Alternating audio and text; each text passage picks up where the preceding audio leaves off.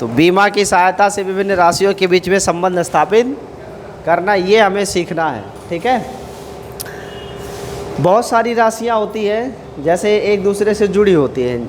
हम आपको बताते हैं जैसे न्यूटन का फॉर्मूला है बराबर G m1 × m2/r² है। तो इसमें ये द्रव्यमान है, दूरी है और ये बल है, ये आपस में जुड़ी हुई है। ऐसे श्यान बल यह बराबर होता है 6π η/RB।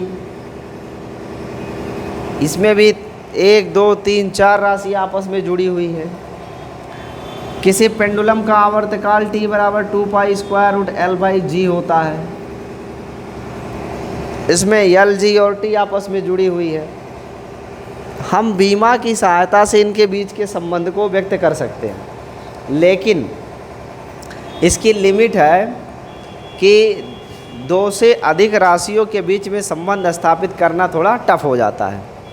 और इसमें जो अचर राशियाँ दिख रही जैसे 6π है, कैपिटल G है या 2π है, इनका मान हम बीमा की सहायता से नहीं ज्ञात कर सकते। बाकी और सब संबंध डिराइव कर लेंगे, पर इन अचर राशियों का मान हम बीमा की सहायता से नहीं ज्ञात कर सकते हैं। तो पहली लाइन यही आप लिखिए विभिन्न राशियों के बीच संबंध, विभिन्न राशियों के बीच संबंध स्थापित किया जा सकता है। विभिन्न राशियों के बीच संबंध स्थापित किया जा सकता है, परंतु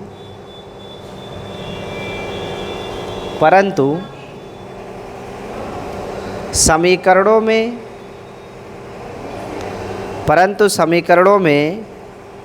निहित अचर राशियों अर्थात नियतांकों का मान ज्ञात नहीं कर सकते। नियतांकों का मान ज्ञात नहीं कर सकते। नियतांकों का मान ज्ञात नहीं कर सकते। नियतांकों का मान ज्ञात नहीं कर सकते, यानी हम इन राशियों में संबंध तो स्थापित कर सकते हैं, लेकिन जो समीकरण में अचर राशि रहेगा, नियतांक रहेगा, वो नियतांक हम प्राप्त नहीं कर सकते। तो फिर नियतांक प्राप्त कैसे करेंगे? प्रयोग के आधार पर। किसके द्वारा? प्रयोग के द्वारा हम नियतांकों का मान ज्ञात करेंगे। तो हमारे जो अपने 11th के पैटर्न के अनुसार पढ़ना है, उसमें से हमको एक डेरिवेशन पढ़ लेना है, और वो है सरल लोलक के आवर्तकाल का व्यंजक। यही हमें पढ़ना है। तो बीमा की सहायता से कैसे हम संबंध स्थापित करते हैं, मैं इस बोर्ड पे आपको एक एक स्टेप करके दिखाता हूँ, आप ध्यान से देखिएगा, ठीक है? फिर उसके बाद में लिखेंगे, पहले अच्छे से समझेंगे।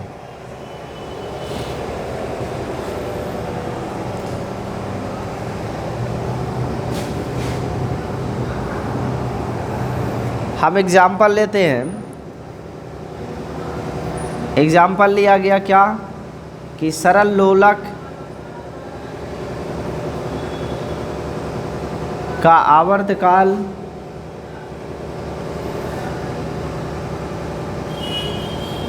T बराबर 2π√L/G होता है।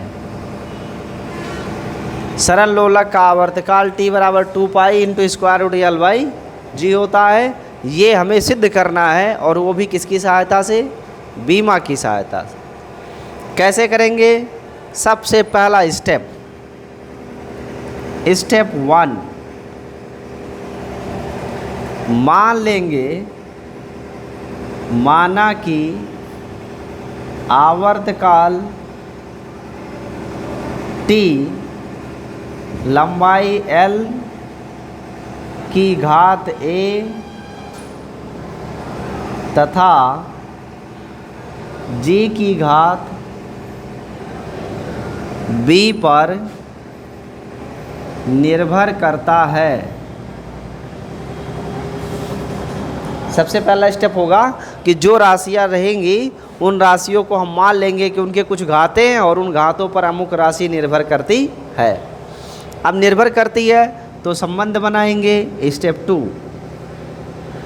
क्या, t proportional to l power a into g power b। आवर्तकाल लंबाई की घात a और गुरुत्वीय त्वरण की घात b पर निर्भर करती है। सबसे पहला काम ये रिलेशन बनाना। इस रिलेशन से समीकरण बना लेंगे। इस अनुक्रमानुपाती को हटा के कोई नियतांक लिख देंगे। माना कि वो नियतांक क्या है, k है। तो आ जाएगा l power a into G power b। ये हो गया समीकरण नंबर 1। तो यहाँ तक 2 स्टेप क्लियर है आपका। अब इसके बाद क्या करेंगे, स्टेप 3। इसके बाद दोनों पक्षों की b मान लिखेंगे। दोनों पक्षों की b मान यानी विमीय सूत्र सहित लिखेंगे। दोनों पक्षों का विमीय सूत्र लिखने पर, दोनों पक्षों का विमीय सूत्र लिखने पर दोनों साइड का विमीय सूत्र लिखेंगे। तो ये समय है, आवर्तकाल है, और इसका विमीय सूत्र तो t ही होगा ना, इसकी घात 1। और ये अज्ञात राशि है, k एक नियतांक अचर राशि है। इसका मान बीमा की सहायता से नहीं निकाल सकते, तो इसको विमीय सूत्र में लिखेंगे भी नहीं। सिर्फ किसका लिखेंगे, लंबाई। और लंबाई का क्या होता है, l। इसकी पावर क्या है, a। g क्या चीज़ है भाई, गुरुत्वीय त्वरण है। और त्वरण का विमीय सूत्र क्या होता है, एल टी के पावर -2, क्योंकि मात्रक होता है मीटर प्रति सेकेंड स्क्वायर। तो विमीय सूत्र हो जाएगा एल टी की पावर -2 और घात हो जाएगी b। ठीक है, यहाँ t है और यहाँ देखो l पावर a है, और इस कोष्टक को तोड़ेंगे तो l पावर b आएगा और t पावर -2b आएगा। यही तो बनेगा भाई। घात जो तो तोड़ेंगे कोष्टक तो घात लग जाएगी, सबके साथ गुणा हो जाएगी घातों की। तो इधर है t पावर नथिंग बट 1। अब यहाँ देखो l की घात a और l की घात b, जब दोनों का गुणा करेंगे तो l की घात क्या हो जाएगी, a प्लस b। क्यों, अगर आधार समान है तो गुणा करने पर घातें जुड़ती हैं। जैसे आपने पढ़ा होगा कि x² इंटू x³ बराबर क्या होता है, x पावर 5 होता है। क्यों, क्योंकि आधार समान है, इसलिए घातों को आपस में क्या किया गया, जोड़ दिया गया। ठीक वैसे यहाँ यल और यल आधार समान है तो घातें a और b आपस में क्या होंगी, जुड़ जाएंगी। और इंटू टी की पावर क्या मिलेगा भाई, -2b। इतनी जानकारी स्पष्ट है। इसके बाद में दोनों पक्षों की तुलना करेंगे। दोनों पक्षों की के घातों की तुलना, घातों की तुलना, ये है स्टेप 4। दोनों पक्षों के घातों की हम क्या करेंगे, तुलना करेंगे। जब आप तुलना करोगे तो यहाँ t की घात क्या नज़र आ रही है, 1 लेफ्ट साइड में, और राइट साइड में t की घात क्या है, -2b। तो एक जो है वो -2b के बराबर होना चाहिए, यानी -2b बराबर क्या होना चाहिए, 1 होना चाहिए। -2b बराबर क्या होना चाहिए, 1। तो यहाँ से b की वैल्यू क्या आ जाएगी, -1/2। एक मान ये प्राप्त हो गया। इसके बाद l की घात a प्लस b है। लेफ्ट साइड में क्या यल है, यल है ही नहीं यहाँ पे।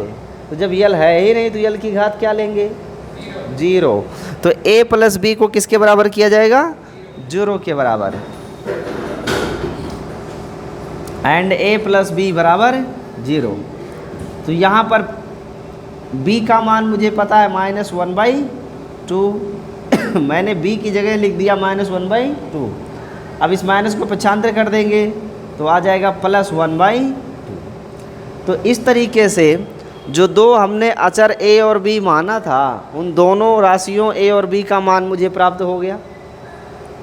अब अगला स्टेप क्या होगा, अगला स्टेप होगा इस ए और बी के मान को समीकरण 1 में रखना। तो लिखेंगे स्टेप 5, ए तथा बी के मान को समीकरण 1 में रखने पर, समीकरण 1 में रखने पर, अब ये समीकरण 1 में हम मान रखते हैं और देखते हैं क्या मान आता है। समीकरण 1 है t is equal to K times L power a into G power b।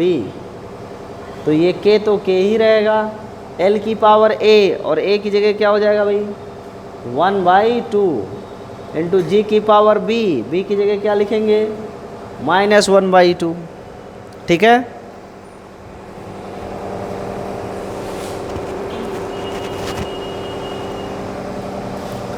जो ये ऋण में पावर है अगर इसको बटे में लिखा जाए तो बटे में लिखेंगे तो +1/2 हो जाएगा। और दोनों की पावर 1/2 दिख रही है तो दो अलग अलग जगह क्यों उन्हें एक ही में लिख के हम लिख सकते हैं 1/2 ना, L/G की पावर 1/2 ऐसा लिख सकते हैं। बट आप जानते हो, क्या जानते हो कि 1/2 किसका वैल्यू होता है, स्क्वायर रूट की वैल्यू होती है। 1/2 क्या होता है, स्क्वायर रूट की वैल्यू होती है। तो जहाँ पर 1/2 उसको हटा के स्क्वायर रूट लगा सकते हैं। तो t बराबर क्या मिलेगा, k into square root L/G आ गया। यहाँ तक तो ठीक ठाक है, बीमा की सहायता से काम कर लिए, लेकिन अब इसके आगे बीमा फेल, अब इसके आगे बीमा नहीं लगेगी। क्यों? क्योंकि अब रही बात इस नियतांक k का मान क्या होगा। तो हम आपको बता चुके हैं कि बीमा की सहायता से किसी भी समीकरण के नियतांकों का मान नहीं ज्ञात कर सकते। फिर ज्ञात कैसे करेंगे, प्रयोगों के आधार पर। किसके आधार पर, प्रयोगों के आधार पर। तो प्रयोग जब किया जाएगा तो प्रयोगों के आधार पर ये मान पहले से ज्ञात रहता है कि k का मान होता है 2π, और ये 2π इसमें हम पुट कर देंगे तो t बराबर क्या मिलेगा 2π स्क्वायर रूट L/। क्या यही सरल लोलक के आवर्तकाल का व्यंजक है? उत्तर है हाँ। तो देखो ये समीकरण हमने सिद्ध कर दिया, किसकी सहायता से, बीमा की सहायता से। बात समझ में आई? तो हम बीमा की सहायता से विभिन्न राशियों के बीच में संबंध स्थापित कर सकते हैं। उसके लिए इन्हीं स्टेप्स को आपको फॉलो करना होगा, तभी आप स्थापित कर पाओगे। जानकारी स्पष्ट है? नोट कर लिया जाए, फिर इसके आगे आपको बताते हैं। और तो इस तरीके से आज आपका ये लेसन नंबर 2 जो था वो कंप्लीट हो गया। ठीक है, बीमा, मात्रक और बीमीय सूत्र, ये अध्याय पूर्णतया समाप्त हो गया। अब नेक्स्ट तीसरा अध्याय पढ़ेंगे सरल रेखा में गति, और वो अगले वीडियो में पढ़ेंगे हम।